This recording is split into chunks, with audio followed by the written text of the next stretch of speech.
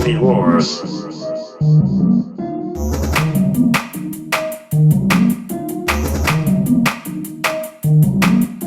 Ladies and gentlemen, welcome back to the Movie Wars podcast. We're doing it digital today.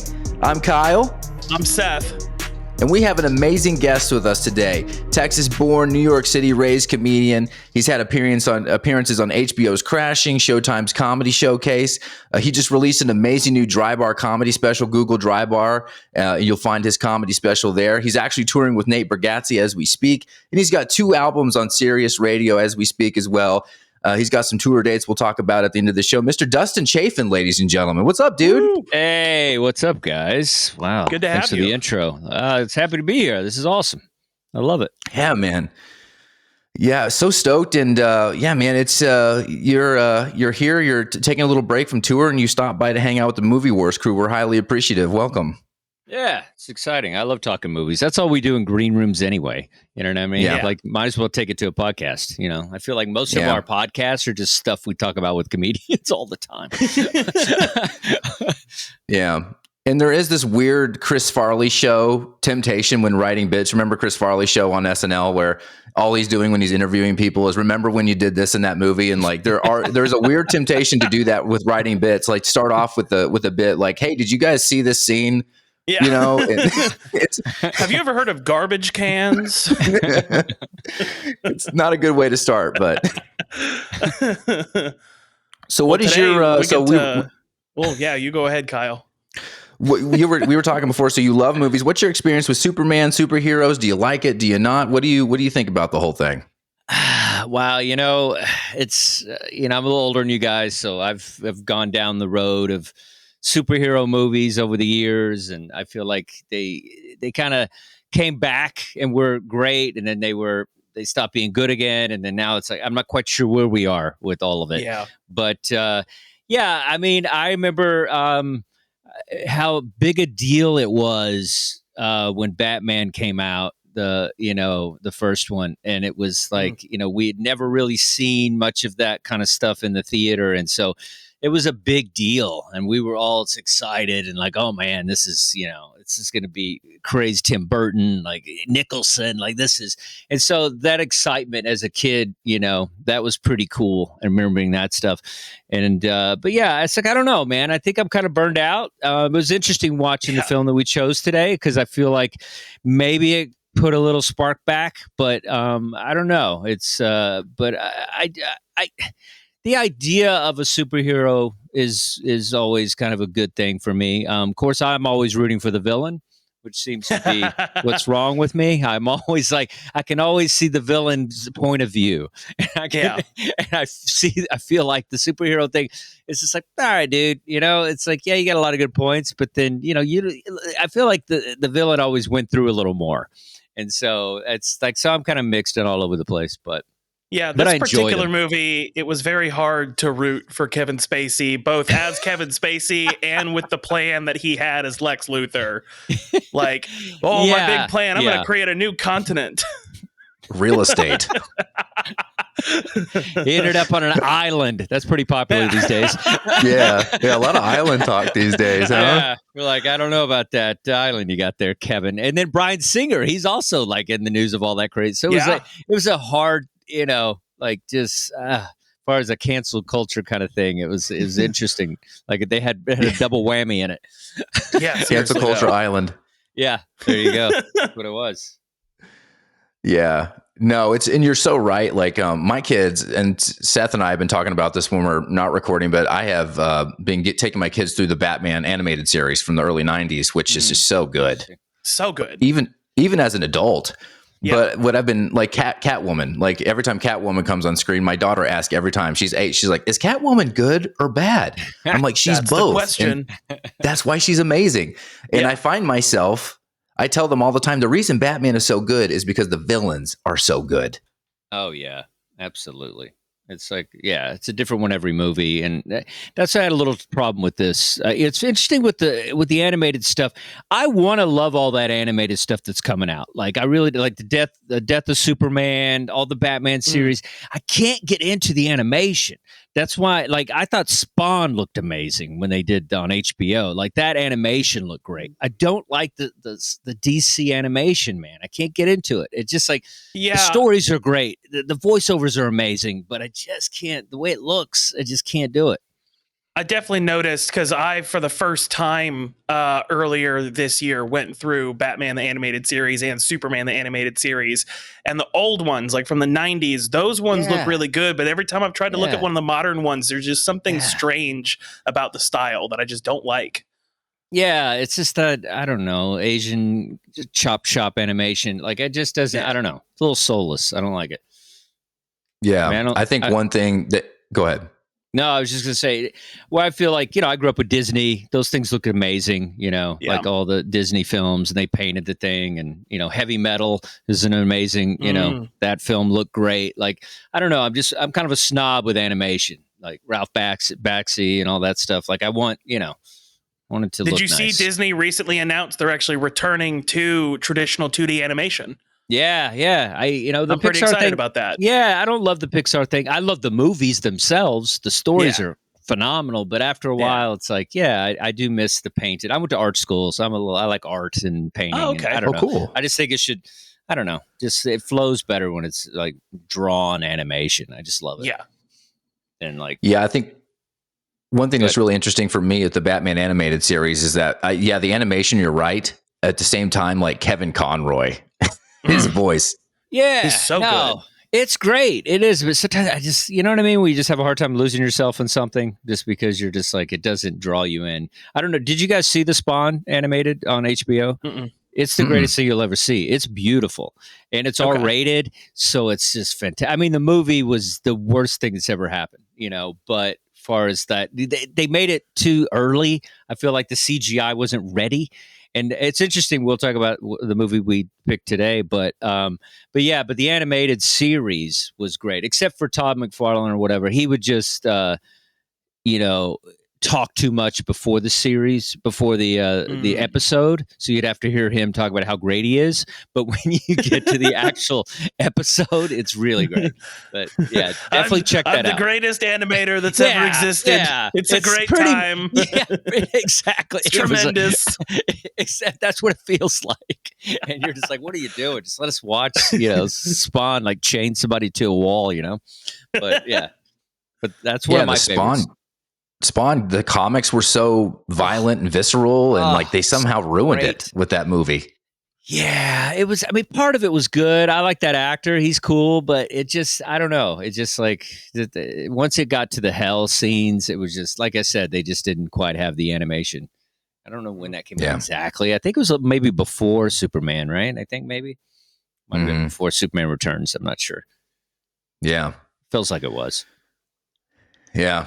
Well, the reason we're doing this one today is because speaking of ruining things, James Gunn is dismantling the entire DC universe, and this is his him trying to get a fresh start, and he started off on the wrong foot when he pissed off all the fans and decided Henry Cavill wasn't going to be in it, and that was a bad start. Yeah. He's announced basically he's not going to link it to the Batman, so he's not. He's just not making anybody happy. On top of that, nerd uproar. Yes, the Snyder Bros were not pleased. Yeah, this is the new protest. Yeah, and I learned quickly. And I was joking with him before you came on, Dustin. Movie Wars had an old version before we rebooted it to this format, and we just never did Superman movies. Right? Like I'm an Arnold Sly guy, and then Seth comes on and dives me month 2. And just baptizes me in the Snyderverse. Yep. And just the Snyder Bros were not nice. They're vicious. They're vicious folks. So we've done all those Supermans, and now we get to dive into this one. This poor IP, though. I'm not a Superman fan. In fact, I cannot stand it. I'll be real. I love Batman. But this one, actually, Seth, you're going to laugh. I actually, contextually, within the world of Superman, was thankful for the Snyderverse after watching this. I figured it was going to be that way. I think a lot of people, because here's the thing, people watching at home, if you hated the Snyderverse, you have Bryan Singer to blame for this, because he tried to do this weird thing where he's like, oh, okay, it's a soft reboot, but also a sequel to the old Superman movies, but somehow only 5 years later in universe, they now have cell phones. So, like, what is going on? Yeah, well, Superman in general bothers me. It's just like Kyle, have you ever walked in somewhere with your glasses off and be like, who's this guy? Like it. Yes, seriously. I mean, it's like nobody looks that different with it. And they still stay on path with that, and you're just like, you might want to update that. I will say, Henry Cavill did an actual test where he wore glasses in the middle of Times Square, and no one recognized him as Henry Cavill or Superman with his glasses on. But the moment he took them off, and was like, "Hey, it's Superman." Really? It's because everybody's on PCP down there. Yeah. Oh, yeah. But it's probably not as far-fetched as some people think. But your workplace, and you're seeing Superman all the time. Like you guys are doing spreads in the newspaper. You're looking at his face all the time. The guy's walking in. He's by the coffee machine. You're always seeing that face, dude. You're seeing Superman's face every day, and then you're seeing Clark's face every day. You're gonna put it together. That's all. It's the hair. It's the crappy bowl cut, and then he turns it into the little curly Q in the front. Like that's what's doing it. And that's what I hate about it too. It's always some good-looking dude. Like Nicolas Cage, the idea of that was exciting to me because he's banged up. And so like I think you gotta be banged. You have to be a little not good looking to care about other humans. Yeah. When you're good looking, what an absolutely missed opportunity that Nicolas Cage movie would have been. Oh my god. Right? Yeah. I mean, even though Will Smith doesn't seem terrible, like just something different, I mean, now it seems bad, but at the time, like that. But that movie he did was pretty good, where he played the superhero. What was that? Hancock. Hancock was not. It wasn't bad. It wasn't bad. Okay. Yeah, and it was at the time where people weren't fed up with superheroes yet. Like we'd had the X-Men and Spider-Man, and then Iron Man, I think, came out the same year as Hancock and the Dark Knight. So it was kind of a big renaissance of superhero characters. Yeah, it was good, but yeah, all right, you guys, we'll get into this and we get other notes about this. Yeah. That's actually a great segue into the questions, the hair thing. My first question was about this. This is one thing I've never, and it's the worst here. The hair, this is the worst hair. Worst Superman hair. Well, I don't know. I think James Gunn is about to fix that with the broccoli head haircut that Clark Kent has in the new one. Let's go ahead and just downvote that new one. It's going to be bad news.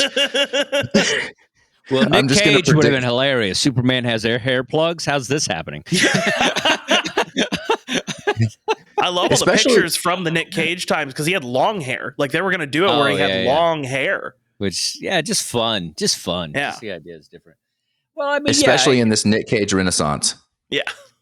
Yeah. I guess it comes from the time that it was, when was it? What were we talking? The 30s? When did this comic book come out? Like what's. Yeah, I think 30s, 40s, somewhere around there. 1948, I think. Everybody kind of had that Peaky Blinders, kind of perfect hair, and we weren't eating processed food yet, so nobody was bald.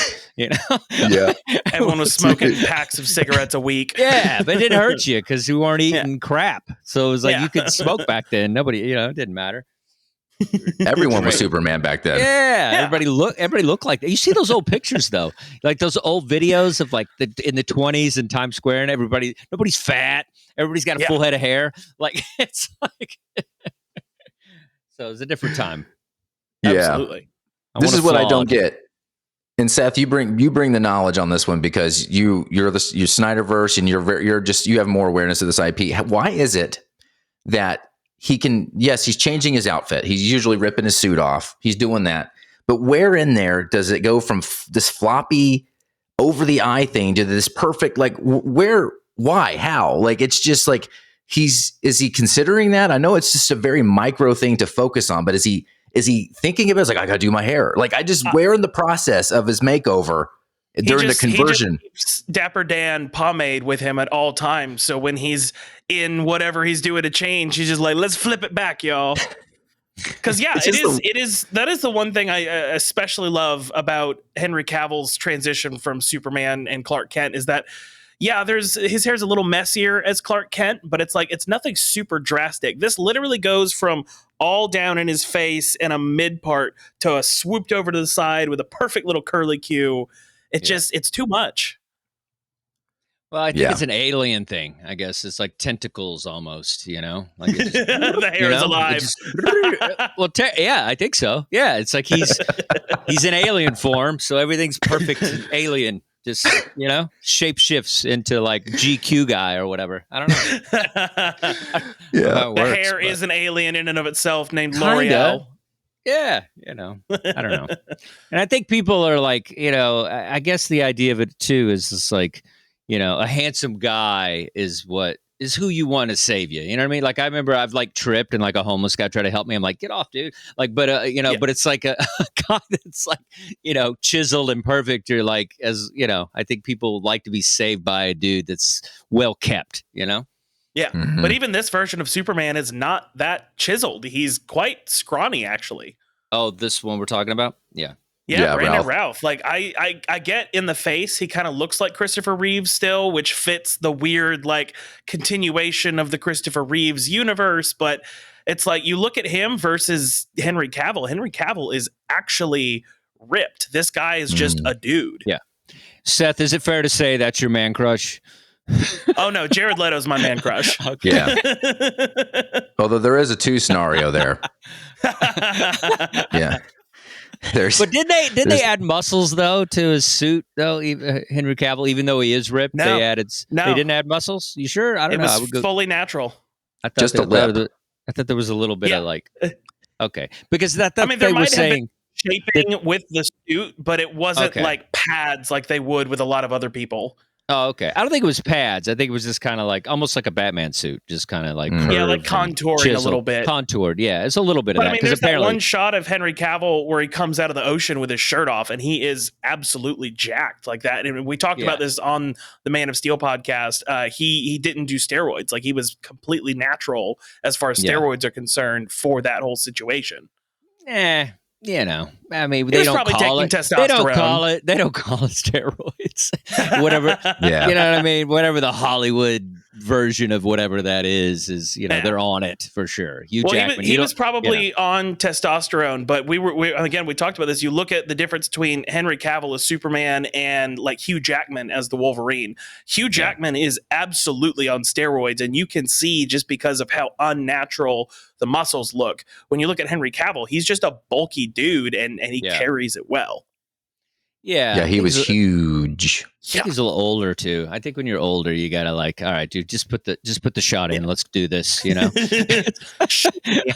eating green's not gonna do it when you're 38. You know what I mean? Like, you just gotta go all in. So I understand it. Don't you think? I feel like you guys are big fans of the Henry Cavill thing and his Superman inverted, but I feel like it took like him doing other movies for us to appreciate him as Superman. You know what I mean? Like, I thought he just did such a great job in Mission Impossible. Like, he's done some cool roles over the years. So I feel like we realize how cool he was. He'd be a great Bond, whatever. Like, I think we appreciate him now more, and that kind of makes his Superman better. Because when it came out, not everybody was kind of like praising this dude. This is true. Yeah. Yeah.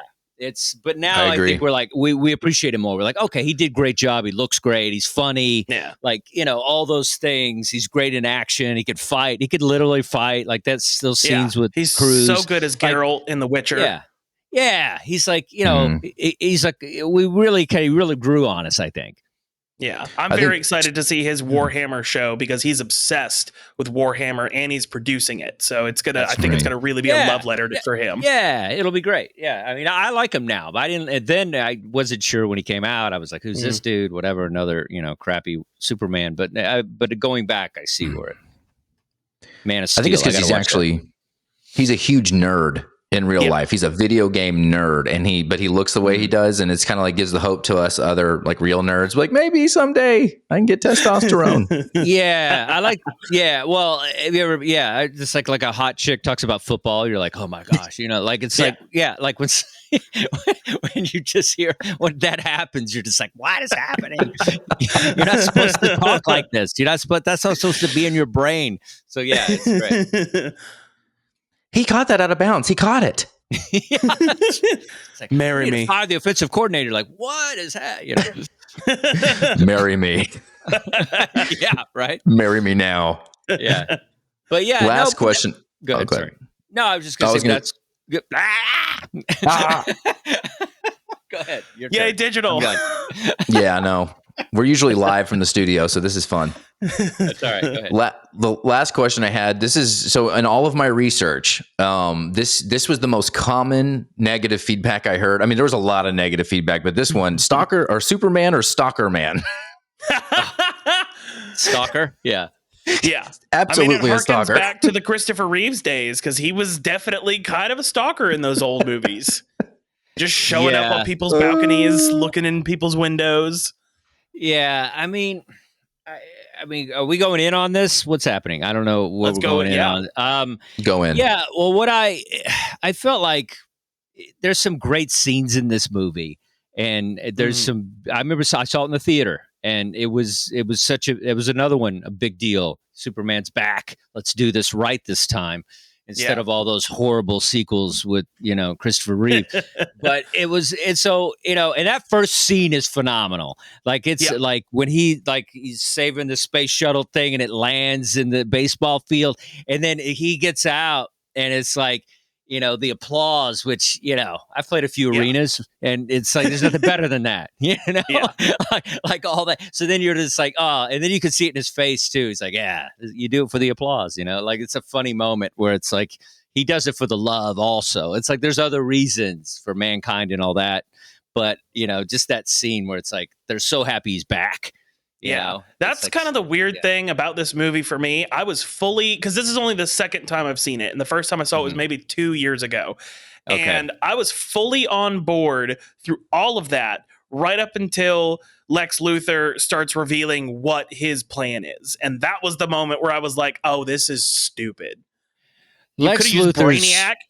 Yeah, he's terrible in this. This character of Lex Luthor is terrible.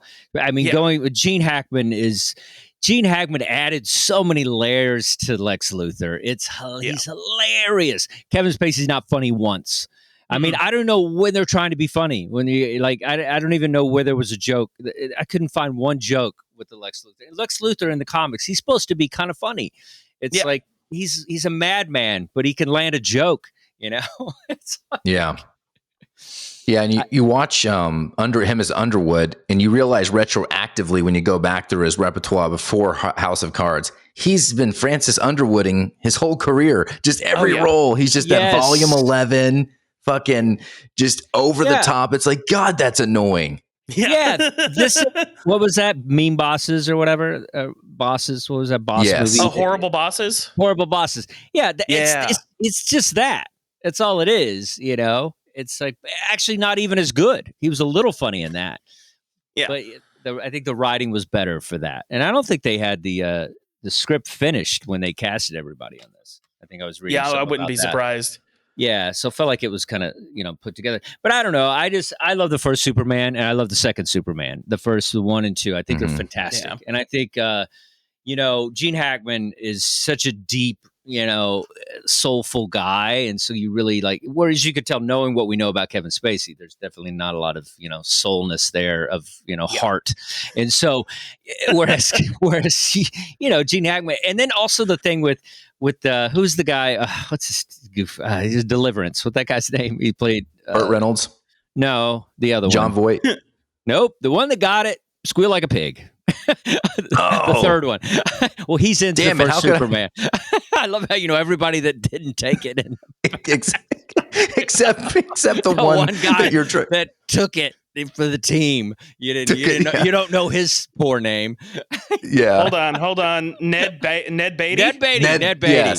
Yes. It was on the tip of my tongue. So they're like the girlfriend or whatever is kind of not that important. But the relationship between Ned Beatty and Gene Hackman in those characters, the Lex Luthor and that character, are so funny and so bumbling. And he's like trying to do stuff and he's doing it wrong and he's yelling at him or whatever. I don't know. I just like that element a lot better than there's no depth in the relationships. I love Parker Posey, and I thought she was probably the better of the group, the evil group.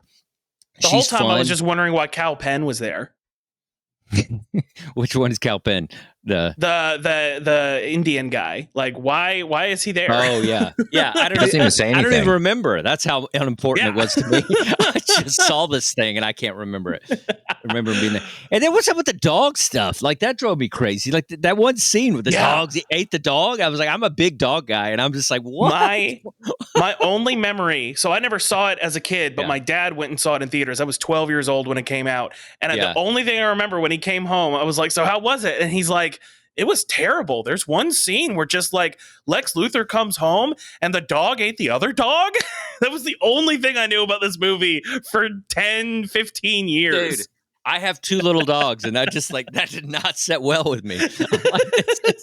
Why is it? It's not funny. That's not funny. Then they try to call it back at the end. Well, I'm going to eat the dog to live. Yeah. And you're just like, it's like, stop with the dog eating stuff. Like, oh my God. Crazy.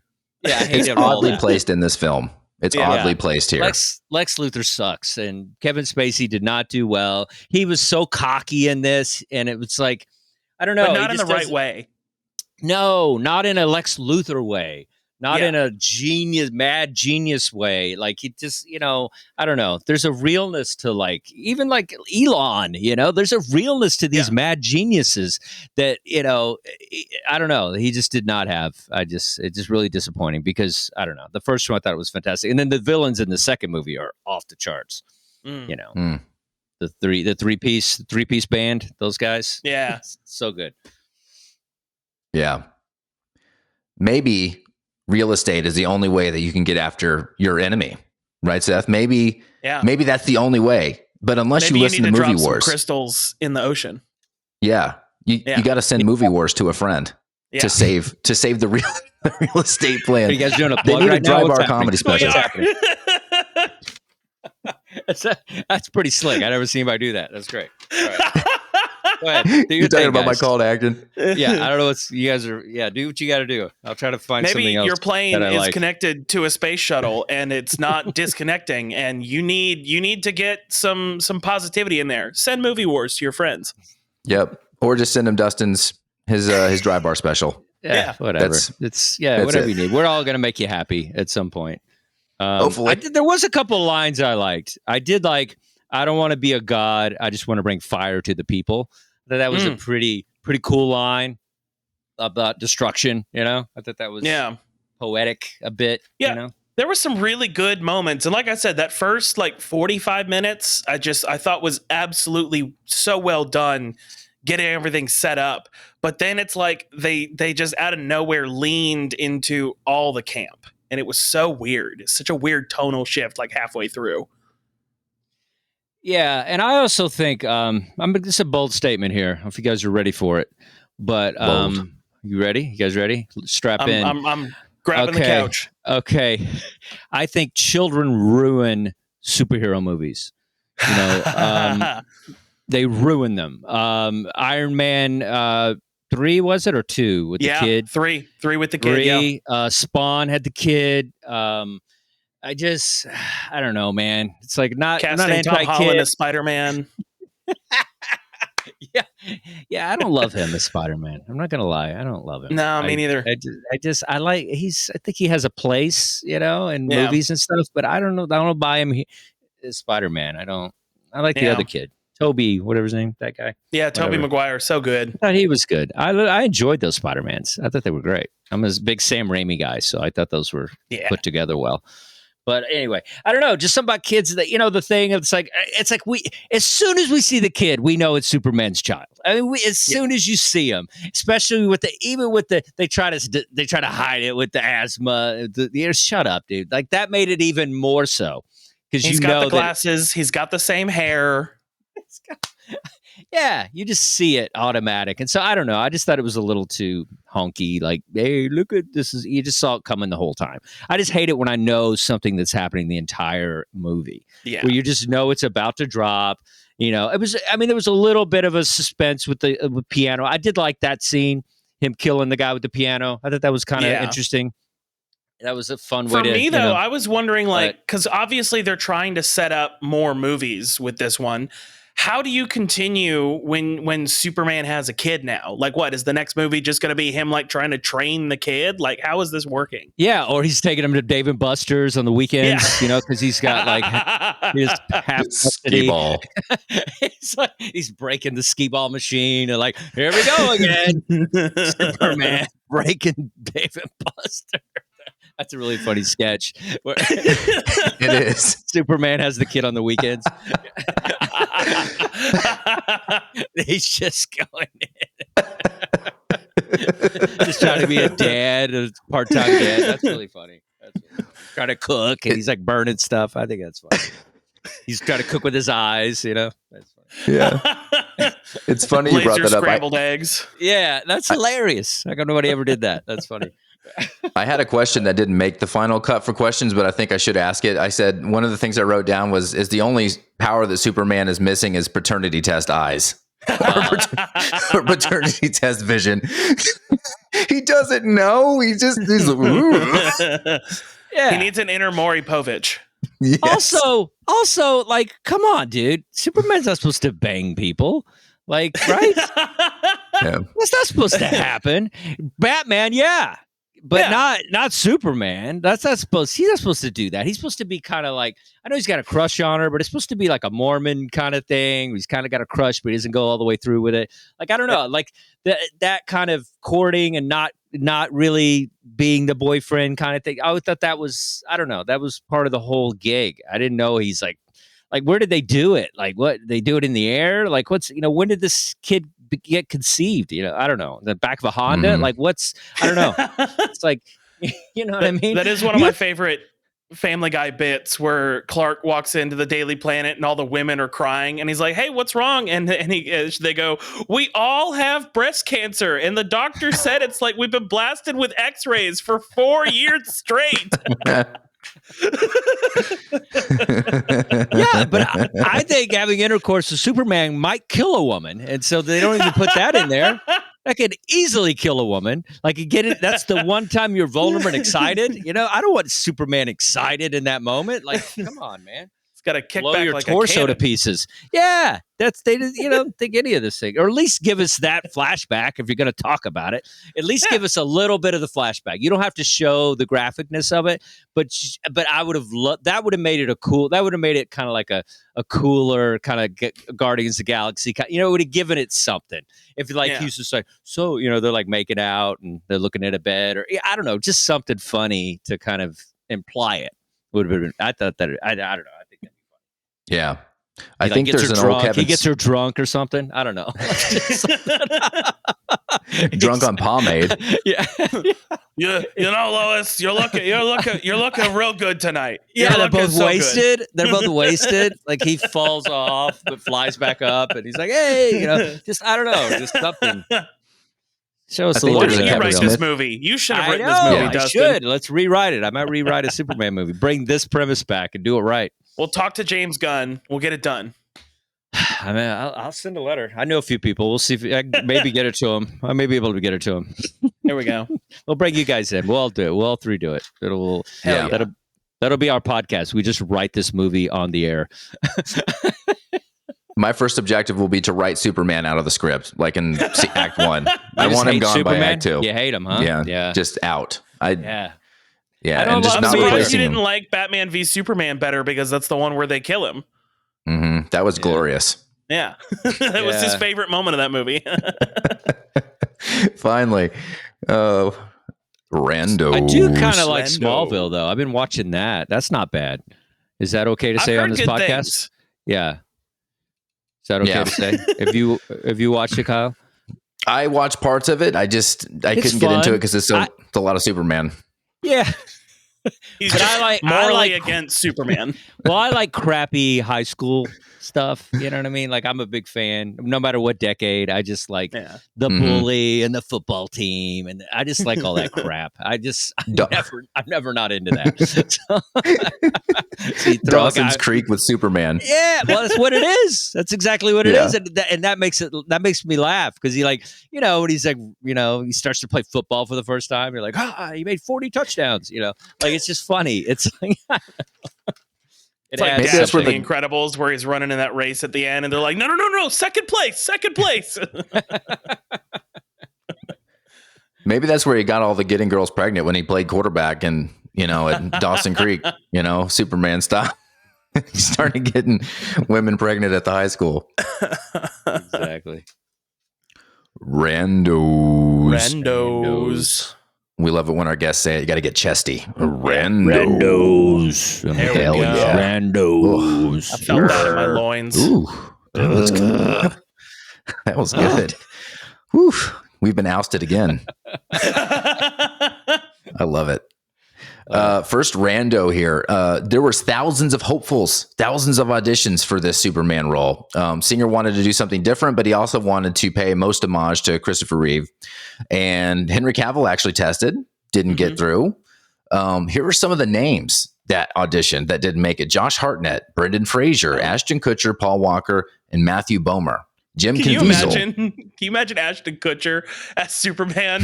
Dude, where's my cape? Dude, I think Josh Hartnett is another one that I think we like more now, and that might be interesting. But he was too much of a heartthrob. I think it wouldn't have worked. Yeah, I think Christopher Nolan kind of grounded him with Oppenheimer. Oh yeah, like made him more relatable as a person. Yeah, I liked him in The Faculty. You ever seen that movie? No. Yeah. Dude, that's a good one. That's a badass movie. That's if I give you 5 to watch, that'd be one of them. It's great. It's really cool soundtrack. It's like a high school movie, which I'm a perv with the high school movies. Dude. It's like watch high school kids, you know. But no, it's great though. It's like it has an alien vibe. It's really cool. I love it. You beat me to it with the soundtrack. Is the guy who shows back up at the high school every prom, and everyone's like, "Who are you?" And you're like, "I went here 40 years ago." I love high school girls. I keep it rolling. They stay the same age. All right. Dude, you remember that song by the Flies on that soundtrack?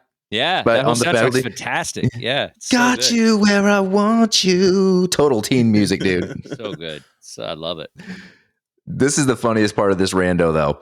Jim Caviezel was one of the he kind of got more advanced through the process, but he ultimately got denied. And it was because Singer thought Passion of the Christ made him too famous. Doesn't that seem a little sacrilegious? Like, listen, dude, you got that Jesus stank on you, bro.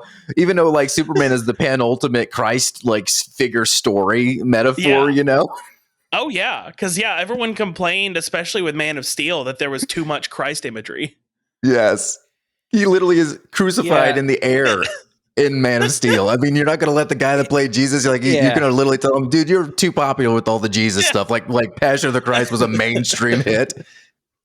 Well, I think it's, I mean, it is kind of weird. I'm not going to lie. I mean, because I mean, that's an amazing movie, Last Temptation. And so it's like to go to kind of like, and a lot of those people, you know, they really lose themselves with that stuff. I'm from Texas. So we all the same kind of family background, you know, where it's like Sunday school every Sunday and all that. So it's like, you know, also, I think it might have caused some problems if you just switch from Jesus Christ, the Lord and our Savior, to Superman. I think it might have been a little bit of a problem. They know their audience like that. I don't think they would have shifted. You wouldn't have got those people. They would have been a thing, you know, because people like they just see you as that thing, and it's hard. I mean, hard for people to cut from that, you know. Yeah, they just you thought I saved you the first time. You just wait, boy. You just wait, boy. You saved my body, now save my soul. That's hilarious. I live in Hollywood, and the other day I posted it, but it was like there's a guy that dresses up like Jesus now. Like it used to just be like Spider-Man and like, you know, Freddy Krueger or whatever. Now there's a Jesus, and he just hangs out, and it's like Jesus. R.I.P. to the Superman guy who did die a couple years ago. Oh yeah, that's right. Well, but I was waiting to go across the street, and it was literally Jesus, Spider-Man, and Catwoman just walking in the crosswalk, walking towards me. And it was the greatest thing I'd ever seen. It was just like such a fun. It sounds like the beginning of a potentially really racist joke. Yeah, exactly. Or an Angel Studios movie, It's like, I'm sure it's in the works where they're combining. Kids love superheroes, and we need to get more Jesus. I don't know. That is still somehow a metaphor for the Odyssey by Homer. When in doubt, just say this is based on the Iliad. Yeah. Somebody went to community college. I like it. I barely made it, baby. Northwest Arkansas Community College. I swam in the fountain in the back. Good for you. I went to art school. We learned nothing. I went to Belmont. We had a nice mix of Christian stuff in with everything I was learning in audio and film, so that was fun. I love it. Yeah. Another funny part of this, Randall, Ralph actually, when he met Singer, spilled coffee all over Singer's lap, and and Singer loved it because he was like, that's the kind of bumbling Clark Kent thing that would actually happen, and that's actually what sealed the deal. Oh, bet you $1,000, Kyle, that was on purpose. It had to be. He's out in the audition room. He's just like, watch this. No, I think it was. I mean, you're like, you know what I mean? Like that's like an impromptu move. Like it just like, I could see actors are crazy, dude. They want that part so bad. It's life-changing, these moments. So you're like, you're close. Like, watch this. Hey, I'm Clark. For Brandon Routh, unfortunately, it was life-changing for the worse. I don't think he got much work after this. He didn't, right? Not a lot. Shockingly, Kate Bosworth has kept insanely busy since this movie. I looked at her IMDb. I don't know about insanely. I mean, she's worked. I looked at her IMDb yesterday. She should be a bigger star. She should be, but she makes 3 to 5 movies a year. Yeah, it's like back in the day we had the straight to VHS. It's kind of that, I feel like that's kind of the quality. It's got it's something like 50 cents probably in most of her movies. It's like, you know what I mean? Like, she's good. I think she's like little small parts. She was in Barbarian. Did you see that? I guess she played one of the people that the guy stalked or whatever. But I think it's she's good. Blue Crush is great. I mean, I love her. I think she's great. But I don't think she was right as Lois, but I don't think she was the worst option. Yeah. Horrible. I mean, Lois is not that attractive either. That's why it works in the first one. She's not a bombshell. Yeah. Superman has some substance to him, even though he's a GQ looking guy. He still kind of likes a woman that's strong and ballsy and smokes cigarettes. He's still got that Kansas taste to him. Yeah. I forget her name. Margot Kidder, is that her name? Is that who that was? Yep. Yeah. She was, I don't know. She's kind of just not traditional. And I think it somehow works, better that way. Yeah. That's why I hate Lois Lane as a character, because she's a Superman enabler. No one enables Superman. It's just bad for me. It's bad for my personal taste. Just enabling it's just Superman nice. shit all the time. It's just nice when you don't have a love story. It rarely happens, I like it. I think Kyle's just jealous that he doesn't get more attractive when he takes his glasses off. Yeah, put them back on. Put them back on immediately. Put them back on. Put them back on. There you go. Like roadkill. All right, that was wild. That was wild. I look like a bowl of Jell-O. I don't take my hat off. I get it. We all have our thing. By the way, I love the hat you wear on stage, though, dude. Because I'm a hat guy. I just got myself a wide brim straw hat. I love your hat game. Big fan of the Open Road Stetsons. I got about 10 of them. That's what it was. Hats. The Stetson. Yeah, there's great hats, dude. Man. Yeah, that's my addiction. Hat taste. Hats off to you. Hats off to you. We'll go hat shopping in Nashville sometime. There you go. We'll be so cute. Yeah, we would. I'll hold your hand the whole time. It'd be great. I'll film. I'll hold the camera. Don't be jealous. It's getting steamy in here. Don't be jealous. We'll post it on Kyle's Wholesome OnlyFans. Right. All right, get us on track, Kyle. Get us back on track. Get us back on track. Come on. Two more randos. There we go. This was going to be dedicated to Christopher Reeve. In fact, they had a cameo planned for him, but he died pretty close to when they kicked off production. But they were going to do a cameo as an older Superman, which I don't know how they would have worked that in, but they wanted to do a cameo of an older Superman with Christopher. And would they have, I mean, this isn't meant to be a disrespectful question, but obviously the wheelchair, like what were they going to do? Well, I mean, Top Gun, the last Top Gun, they did a pretty respectful job bringing in Val Kilmer as Iceman and being he couldn't speak and all those things. And so, they found a clever kind of respectful way to do that. So they probably might have been able to. I mean, it would depend. I mean, the taste of this movie was kind of back and forth, so I don't know. I mean, I feel like we kind of know how to do that now. But back then, it's like, I don't know. I mean, they were harassing young boys on set or whatever was happening in that movie. So God knows if they would have... if they would have respectfully presented Christopher Reeves. I don't know. I don't trust anybody on that set. So I don't know.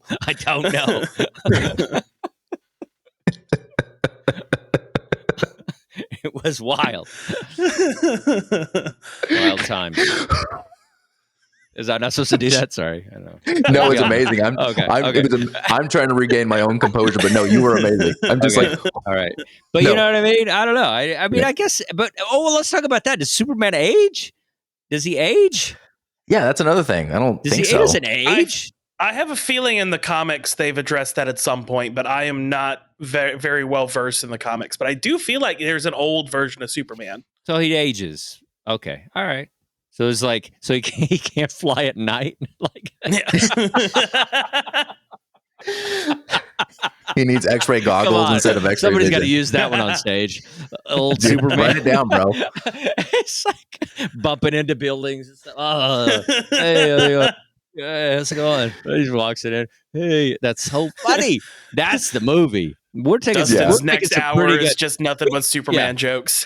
Well, we got a movie. I mean, an old Superman. That's a hilarious movie. That would be so funny. Yeah, Nick Cage could do that. That would be cataracts. It's funny. I live by Runyon Canyon, and Kevin Smith. I see him every other morning, and he's always walking around. I mean, I'll just pitch him and go, "Hey, I know you were going to do the Superman.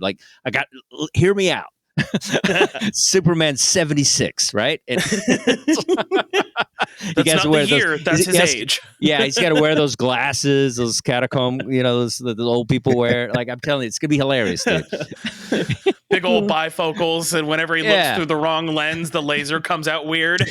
Yeah, he's always like, capturing the wrong people. It's like, I'm not a villain. What are you talking about, dude? I'm just on my way to work. I'm not Lex Luthor. Just falling for Social Security scams through text message all the time. Damn it, I owe the IRS. I didn't pay my toll. Yeah. He accidentally kidnaps Joe Rogan because he's bald and he thinks he's Lex Luthor. Yeah, right? I mean, this is the greatest movie ever. This has to happen. The old Superman. Amazing. So funny. Last rando here. This is actually kind of maddening here. So I had heard about this and did a lot of research to figure out. This is just pure bullshit Hollywood here. There was an alternate opening scene, which you can see on the Blu-ray, but they took it out. It was they called this scene "Return to Krypton," and it was going to be Brandon Routh flying around. He comes back to the ruins of a ship on Krypton. It was insanely CGI heavy, and this scene that they omitted cost $10 million to make. Oh, wow. And they didn't even go for it. Talk about a false start, huh? I don't know. What was that? Was it Snyder movie that was like 3 hours? Justice League, wasn't that like 3 hours? Yeah, the Snyder cut. Yeah, I'm okay with that. I would rather have that, and just like, if you're locked into this story, then you're going to enjoy it. If you're a Superman head or whatever, I would rather them do that than chop up the way this movie was chopped. I feel like that might have been a cool scene. It may have given it more depth, because that's what I felt was lacking in this movie. It felt like something was cut here and there. I feel like just when it was started to get good or whatever, you feel like nothing ever really resolved, or nothing kept moving, or I don't know. So you never know. That scene might have made it better, but I know back then it was like everybody was like, making music videos almost. Everything had to be like pop, pop, pop, pop. Yeah, because they were editing for our ADDs. And then long movies became popular again. But I think it's I don't know. might have made it better. I don't know. I don't know if that Justice League that made that movie better. Probably not. But I don't mind a long movie. I'm into long movies. I think I it's like the fun. Snyder Cut. Do you? Yeah. I mean, I like it. I think it's just ballsy and it's like very Tarantino and like do whatever you want. And like, I'm into it. I think it's like, why not? If you have the ability to come up with a movie and write and direct it and make it happen, it's like, do what you want, man. And nobody's telling Bruce Springsteen to stop making music at an hour and a half in, you know? They're like, keep going, nobody's like, who cares? Let these guys just keep moving. I don't know. Maybe that would help. Maybe not. I don't know. This movie had a lot of problems, and take Kevin Spacey out of it. It'd probably been the number one thing. Yeah. And less dog eating. Less dog eating would have been nice. Yeah. Yeah, let's take the two Predators away from the movie, and then maybe it would have gotten better. Yeah. What did this guy do after Superman? What was his big movie? You got Bryan Singer? No. Ralph? Ralph. What did he star in? What did he star in after this? Because it gives you a little bit of momentum. You get roles, even though you might be typecast. You're still getting like 3 or 4 movies after this. Scott Pilgrim versus the World. Okay, that's a pretty good one. Okay. He was in Chuck. Okay. He did some TV. That was a TV series, Chuck? Okay. Yep. Yeah. The Flash TV series. Okay. The Rookie TV. He did a lot of TV. Okay. Yeah, because the CW did that big crossover show, DC's Legends of Tomorrow, where it kind of brought in different DC characters from different properties. So you had like Brandon Routh Superman, but you also had like the TV show Flash, like that kind of stuff. Oh, okay. That's fun. Yeah. All right. Well, that's cool. Because it's not his fault. You know what I mean? Not his fault. Yeah. But yeah, he definitely switched over to a lot of TV after this. Yeah, I think that's what happens. I'm just going to blame him. I'm going to say it is his fault. You got to blame Spacey. You can't blame Spacey. Yeah. You can't blame this guy. Spacey and Singer. It's both of their faults. I mean, take the perv away from Spacey, right? Just take that out of the equation. He's still, even if you remove that from him, he still seems like the kind of guy that everyone has a Spacey story. Yeah, everybody. Well, you're starting to hear it too. I mean, every clip on your phone, you're like, good Lord. But didn't he punch a 3-year-old trying to get cotton candy at the at the carnival? I would like him if he did that. I would like. You know what I mean? That's something I can get fix behind. His image a little. Yeah, but it was way worse. That is my cotton candy. I do like that Brandon Routh's big movie after this was Zack and Miri Make a Porno. Did he? It sounds like the next one. What he play in it? Was he like office friend? He was just one of the random dudes who was, I guess he was like helping them shoot. Oh, he was Bobby Long. He was one of the porn stars. Ah, that's fun. Yeah. Superman to porn star. Yeah. That makes more sense. In a Seth Jesus Rogen, Kevin Superman. Smith movie. Yeah. Yeah. Oh, it was. That was a Kevin Smith. Yeah. Yeah. I was going to say maybe he played the copy machine repairman. The staple of the 70s porn. Well, I brought up Tarantino. He loves this movie. He was saying, I don't know if you read that, but he was saying that he loves this Superman Returns movie, like this specific movie he loves, and he was like, interesting. Yeah, he likes. He does have some crazy takes though sometimes. Mm-hmm. Oh, well, he liked Joker too, which I kind of did too. Because I saw the tongue in cheek in it, and I think a lot of people like wanted to see something else, and I was kind of, I don't know, I didn't hate. And I also think I got off on liking it, and that everybody hated it, and so that kind of fueled me wanting to like it, and probably more than I actually did. But it was so fun to be on Facebook or Instagram and just be like, I thought it was the best movie I've seen, and and everybody goes, what are you talking about? And then everybody just goes crazy. It was so fun to gaslight people over a ridiculous Joker movie. It was just so fun. Yeah. But shall we war? Sorry, let's war. Go ahead. No, it's great. War. Shall we eat some dogs? What's war? No dogs. Leave the dogs alone. Shall we? Kids, fine. Punch kids. That's fine. Don't punch a dog. Don't eat a dog. Oh my God. Should we hatch the equivalent to a timeshare scam to attack Superman? should we? Let's war. That really was like a timeshare. It really, it was hilarious. The movie? It was a timeshare? No, the island his thing. Whole plan. Oh, the island thing. Oh, yeah. It's just wasn't enough behind it. Like I just couldn't figure it out. Like I mean, lost a lot of interest. It was really hard not to be on your phone watching this. Yeah. Agreed. And Very considering difficult. Batman Begins came out a year before this, where Ra's al Ghul's entire motivation was to like tear down the corruption of society, and then we come to this, and it's like, I'm going to build myself a new land. Yeah, and X-Men came out before this, right? That's how he got this gig? It did, right? Which one?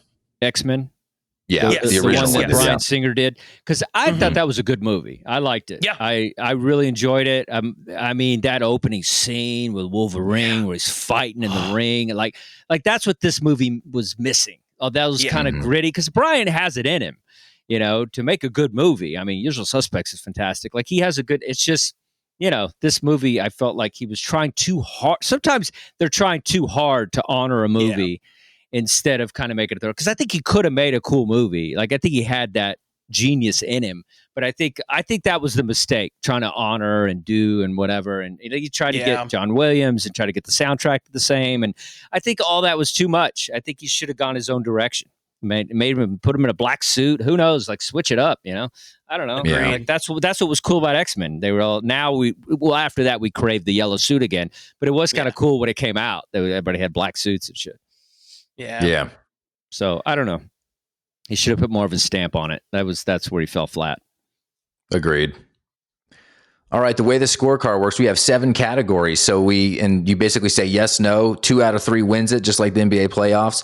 And we have a yes and a no category, and we always take them from the movie, Dustin. So yes, if you dig it, if you like the cast or whatever category it is, super duper. Okay. That's our yes. Super duper's a yes. Okay. And what's no? And if you don't like it, negative, you hated it, super meh. Super meh. Okay. Super meh. Singer, barely know her. Singer, barely know her. We can switch it. We always can. That's a movie wars tradition. Like super meh. Super meh is super good. Meh. Super meh. Yeah. And the first 5 categories are traditional cast, filmmaking, but the last 2 we call them bro categories. Basically, they're comedic or film-specific categories. So we'll get going right now with the top bill cast. Brandon Routh, Kevin Spacey, Kate Bosworth. What do you think, Seth? I am going to go super meh. I don't think any of them necessarily did a bad job, but I don't think any of them did anything spectacular. Like we've been ripping on Kevin Spacey this whole time. There's a lot with his character. I'd say there's a lot wrong with it. I think Brandon Routh did what he could with what he was given. Same with Kate Bosworth, but none of them are really that stellar to me. So it's a super meh on my part. Boom. Dustin. I feel that Kevin Spacey talked Bryan Singer into casting him as Lex Luthor. They met at the island.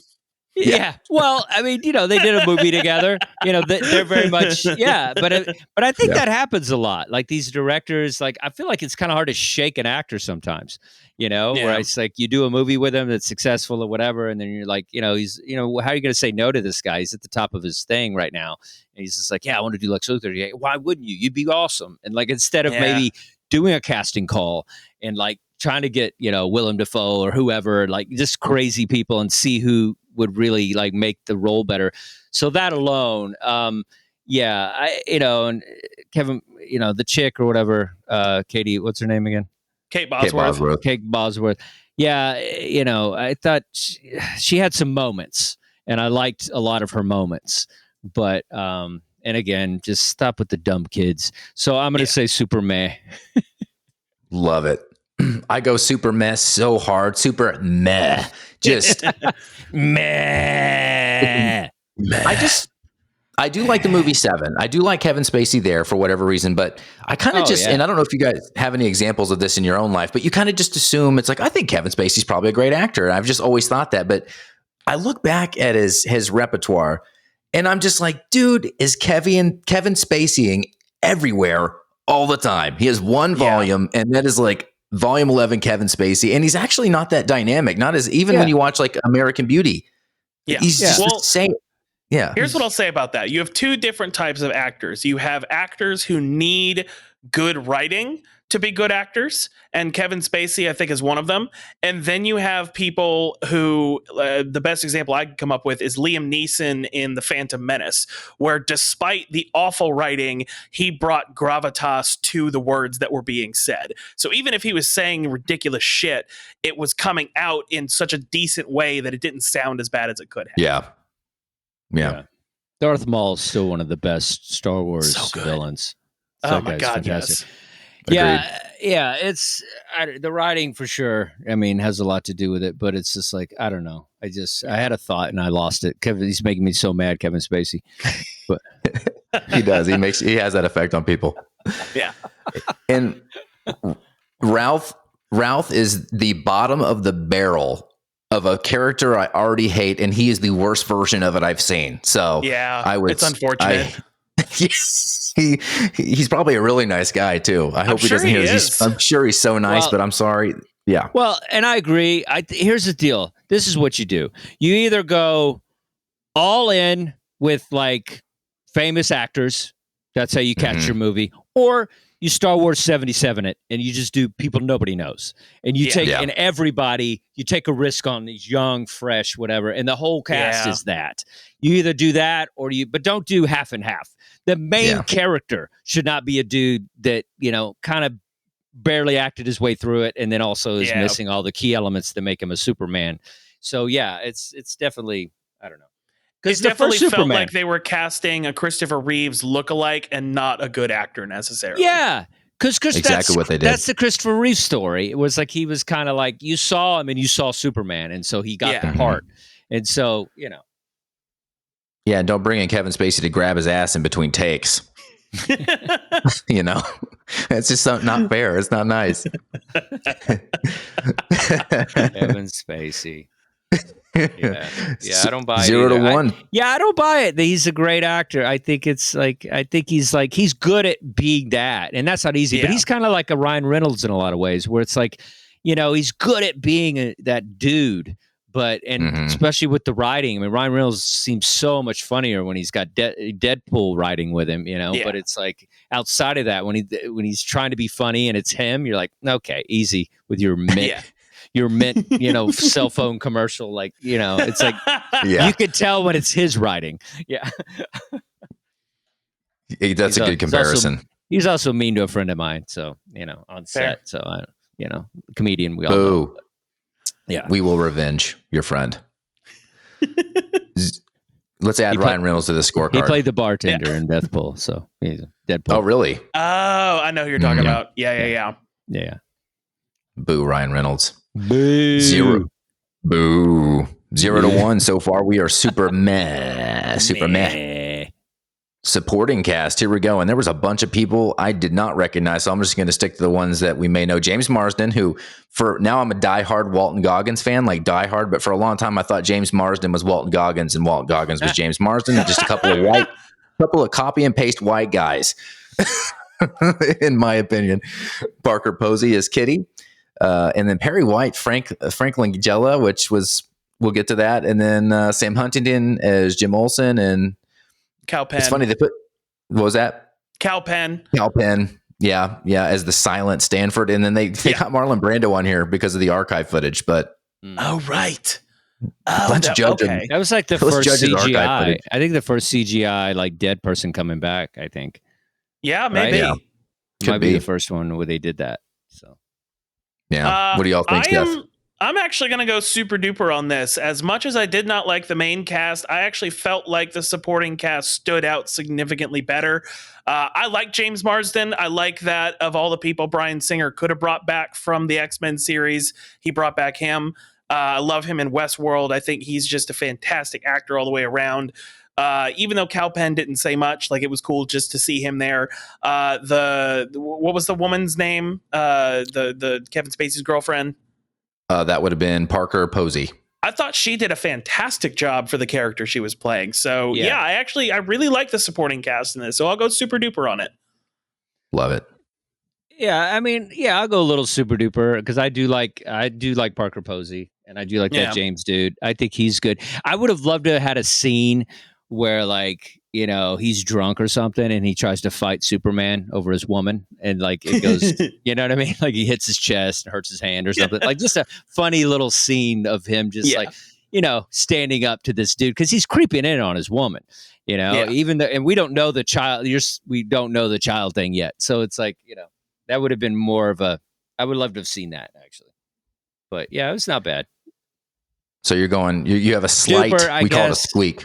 We call it a squeak over is our scale that we use on the Movie Wars podcast. And Parker Posey's, she have a big crush on her. I love her. She's been amazing in everything. So she's so good. Yeah. I go super meh so hard here. Parker Posey was the only one I liked, and I just there's just nothing happening here. And I didn't name the kid because I couldn't find him because they have his adult picture. I'm pretty sure. I'm trying to look for who he is now. But is he like on drugs and stuff now? Probably yeah. You just have to assume that, right? Yeah, DUI, his headshot. He's like, all like public indecency, indecent exposure. That's always just got to get it out next to the 7-Eleven. But yeah, that kid really pissed me off. That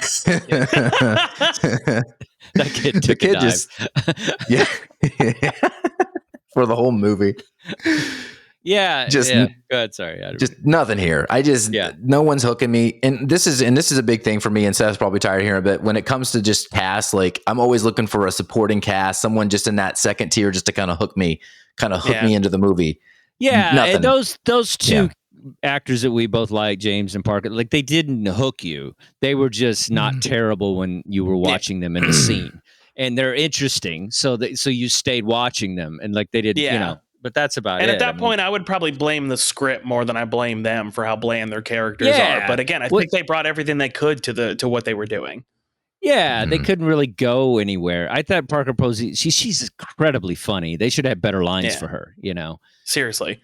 Yeah. Yep. All right, 1-1. Next category, writing, and we have some interesting creds here for the writing. So obviously, Bryan Singer was one of the writers, but Michael Dougherty wrote X-Men 2. Or actually X2, X-Men United. There's so many of those movies. Krampus, Trick or Treat, and he also, he wrote those so well. Oh, Godzilla versus Kong. He wrote as well. And he wrote X-Men Apocalypse.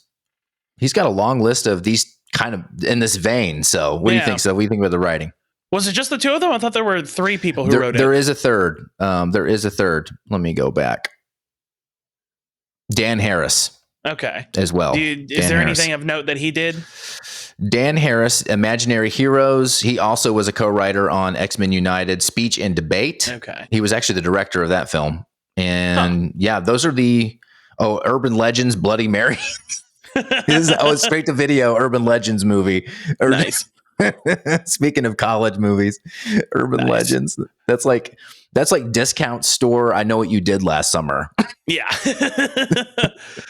Yeah, for me, it's going to be a super meh. I think the biggest problem with this movie is the script, because I think even with the cast that we had the script been significantly better, we would have had much more for the actors to do. Unfortunately, I don't think it's totally fair to say that Brandon Routh did a terrible job, because I don't think he was given anything good to work with. And as I said with James Marsden and Parker Posey, they were somehow able to rise above the bad script and put out a reasonably decent performance. But I think the script is really what crippled everybody in this situation, especially with the fact that the villain's entire plan is just make land and flood the US. Like, what the hell? What are we doing here? Who came up with that? So it's super meh for me. We all kind of want to do that right now, but yeah. I would love a good flood. Yeah.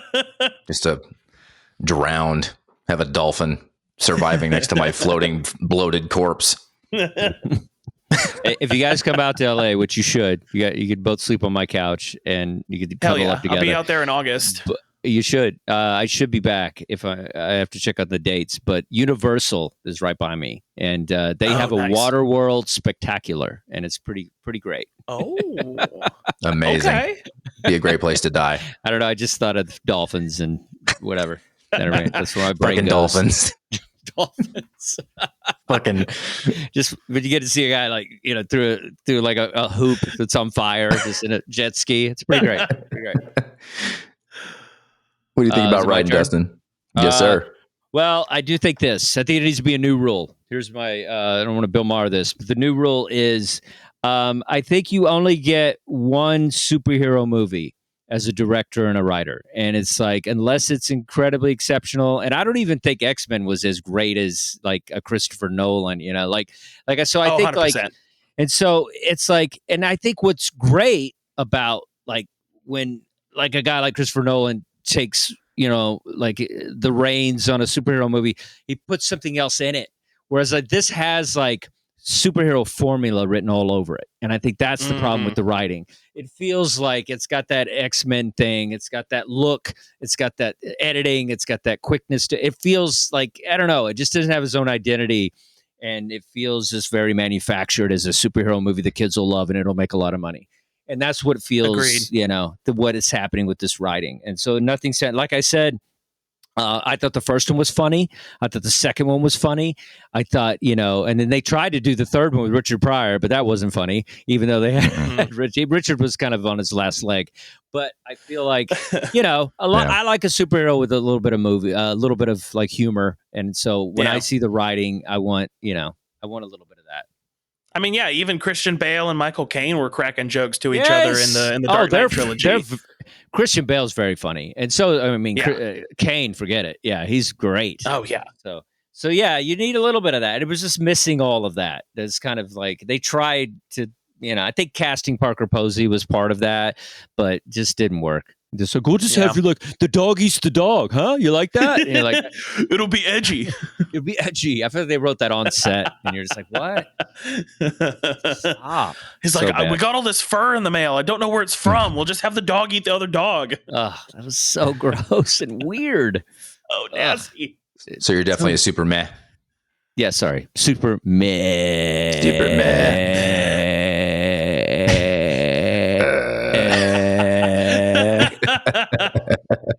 Man, it was incredible.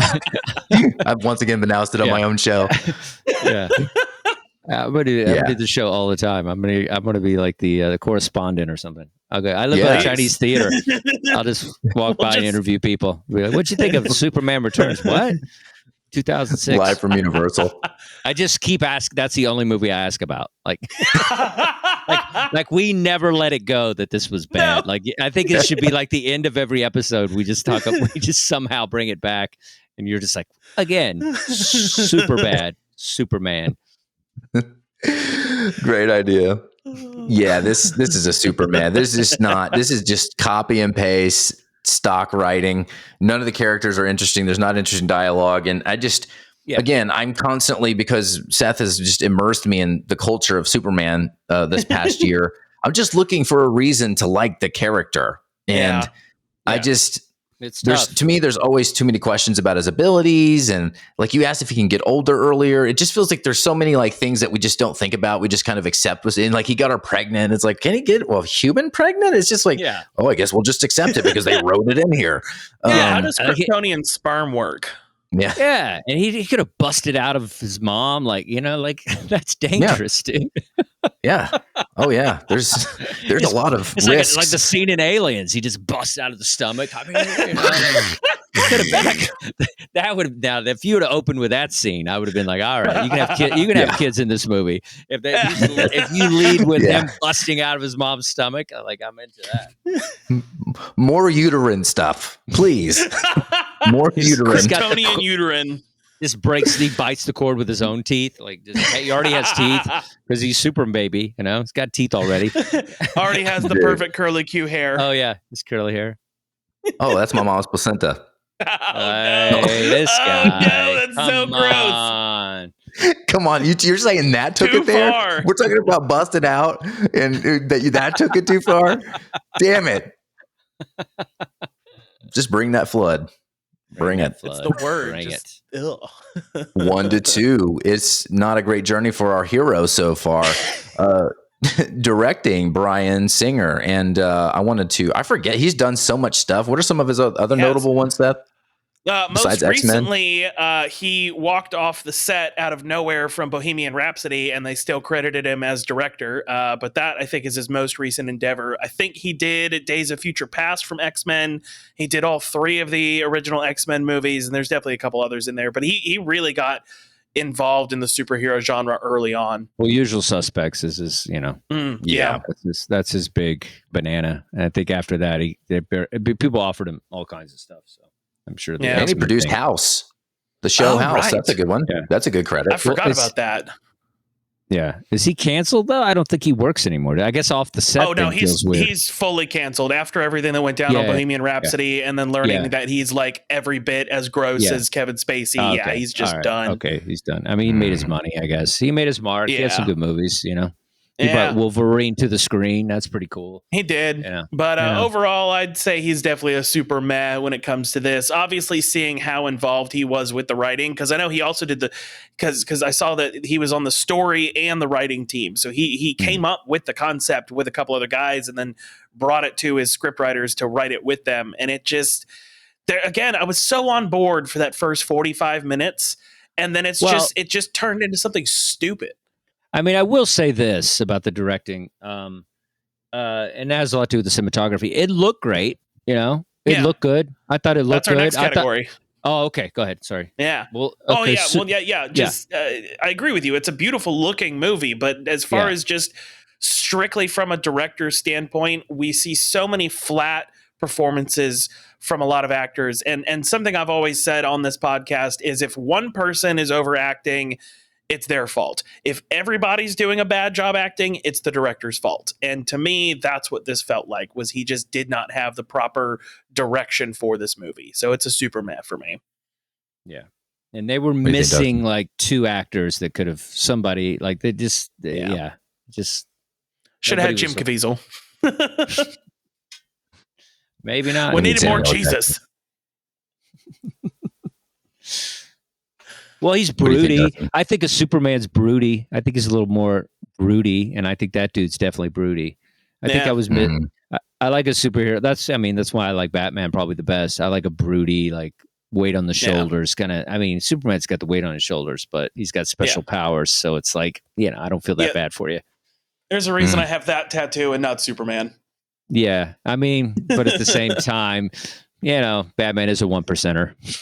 Yeah, it's true. Yeah, he is. But Superman's Bezos. 1%er in powers, so I mean, that's true. That's true. He's like a Bezos. He's got Bezos powers. He can order all his equipment online. Yeah. 2-day shipping on a Batarang. 2-day shipping, exactly. What'd you think, Dustin, about the directing? Oh, I'm sorry. Yeah, I mean, I don't know. It feels very cookie cutter. It feels very much of that era of the mid 2000s. Kind of everything looks the same. That's what was so refreshing about Christopher Nolan's vision. And I like a different. Even Raimi felt more comical, but had some brightness to it. Where this movie didn't have a lot of that stuff. So I don't know. I think if you have better writing, you're going to direct a better movie. If you have better actors, you're going to direct a better movie. So I feel man. But again, all of that is kind of his decision because he was involved with the writing. He was the one who cast. He messed it all up. He messed it all up for sure. Yeah, but I don't. But I'm just saying one little change. He might have directed a better one. But like you said, if he made the choices, it's like doesn't matter. Yeah, super meh. An octave lower. Yeah.